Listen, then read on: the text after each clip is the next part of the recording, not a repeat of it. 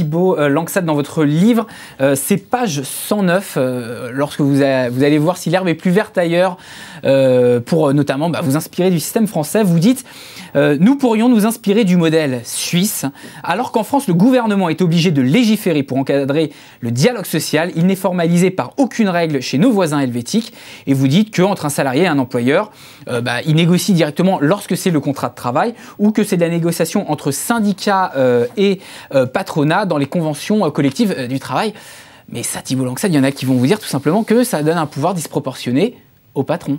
Ben non, parce que c'est la démocratie sociale, c'est la démocratie d'entreprise. Aujourd'hui, ça permet justement... Alors d'abord, la démocratie suisse, elle s'exprime par la votation permanente.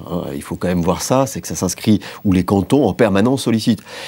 Mais c'est la démocratie dans l'entreprise, c'est l'inversion de la hiérarchie des normes. C'est de faire en sorte... ce que Jean-Claude Mailly dénonce dans son livre. Mais c'est comme ça que ça fonctionne. Ce que je veux dire, c'est que comparer le temps de travail d'un pilote d'Air France avec un manutentionnaire dans la vallée de l'Arve, d'un salon de coiffure, c'est pas comme ça que ça fonctionne aujourd'hui. Et donc, il faut redonner de l'espace. Mais je ne dis pas qu'il faut faire n'importe quoi. Je ne dis pas que le patron est omnipotent. La seule chose, c'est qu'il doit négocier avec des instances représentatives.